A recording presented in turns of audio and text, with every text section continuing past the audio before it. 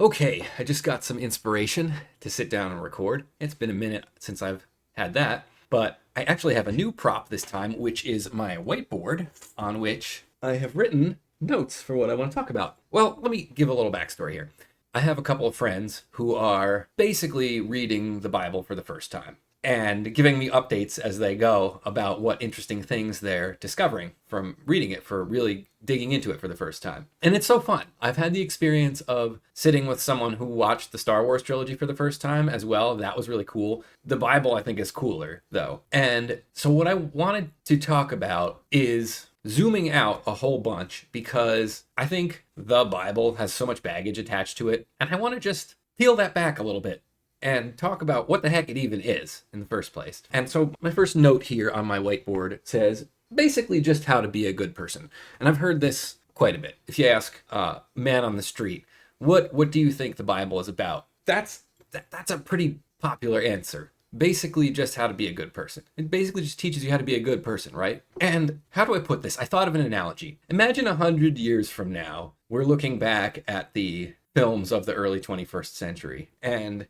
trying to discern, let's say, the overarching theme of the Marvel Cinematic Universe. Imagine boiling the Marvel Cinematic Universe down to it's basically just how to be a good person, right? Like, think of all the television shows and movies and supplemental content that there is in the MCU. Imagine boiling all that down to, well, it basically teaches you how to be a good person. That's kind of an analogy, but the analogy breaks down actually in favor of the Bible, and that's what brings me to the rest of the notes on my whiteboard here, which is sort of a breakdown of what is in the Bible. Because the Bible actually is a multimedia library. Because we're dealing with ancient technology, they didn't have a sophisticated means of recording data as we do today. They didn't have flash drives or CDs or even cassettes or anything like that.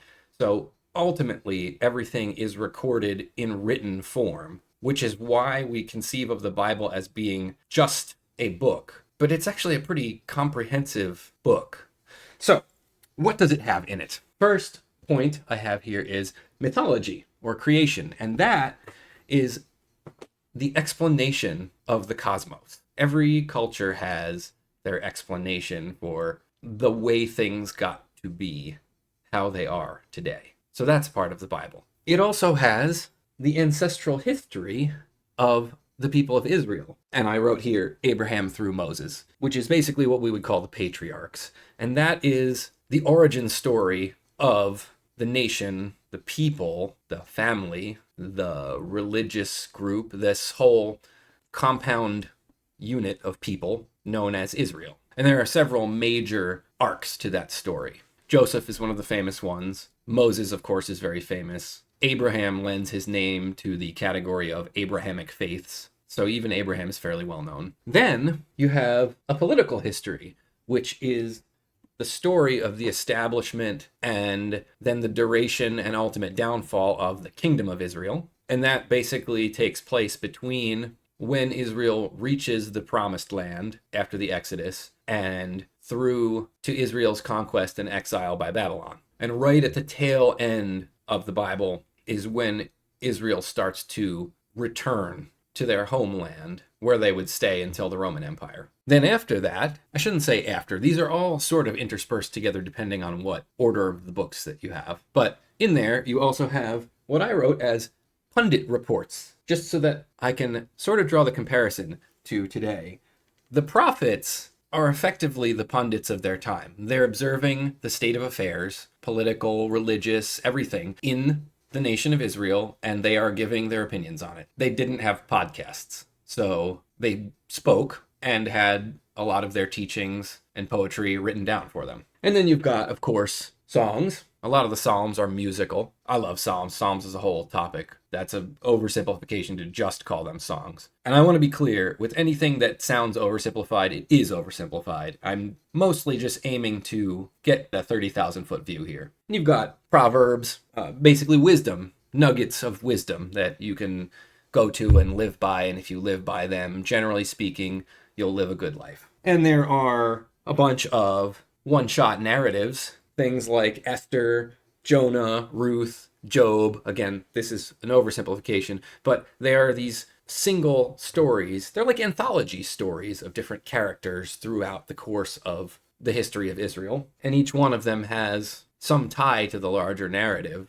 and some kind of thematic significance that can be pulled out of it. And then, of course, you have the New Testament, which is first biographies of Jesus, and then letters and discourse on the theology of Jesus. And a lot of churches, I think, spend the majority of their time in the New Testament, and the New Testament has a lot of practical applications, so it makes sense that people spend so much time there. And considering that the ultimate focus of the Bible is supposed to be Jesus, that also makes a lot of sense. And I think that's part of why there's such a shallow understanding of all of what the totality of the Bible is. But even then, the question is, okay, why should I care about the story of Israel? How do I explain this? So when we consume fiction, one of the things we do is suspend our disbelief and allow ourselves to be immersed in the rules of the fictional world. So we accept, like, for example, in Harry Potter, that there is magic. We allow that world to have magic. Or in science fiction, we allow them to have technology that doesn't exist that seems fantastic. Or like superhero movies, we allow them to have superpowers.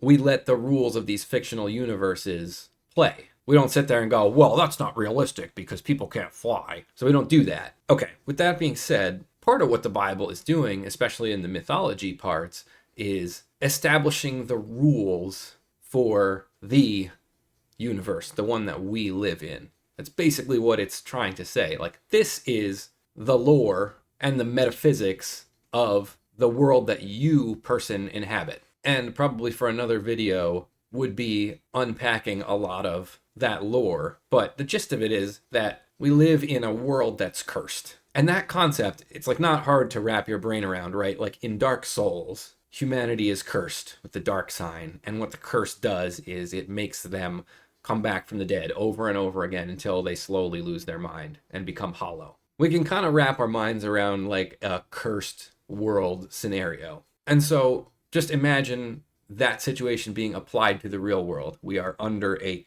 curse that causes things to decay and die. That the natural order is life, and that life is not really supposed to end. There's this sort of intuition that like we are just going to keep on living. Everybody has that intuition where tomorrow is just assumed that you're going to wake up because life intuitively continues on. But the curse that we're under is that things die. And the Bible explores all about how that functions and why that is the case. And it's quite complex when you really start to dig into it. The lore of Earth as per the nation of Israel is very intricate. I actually find a ton of connection between exploring Elden Ring lore and exploring Bible lore. It's the same kind of fun experience. Like, ooh, I didn't realize this little intricate detail about the world. But anyway, like I said, that would take a long time to unpack. It's impossible. There are not enough lifetimes to unpack all of it. It's quite intricate. But that's the 30,000 foot view. That's why I think it's so cool that my friends are getting into it. That's why I wanted to just sit down and make a little talk with my whiteboard about it and hopefully pique somebody's interest to think about the Bible in a different way and take another look at it. That's all I really got for now. Peace be with you.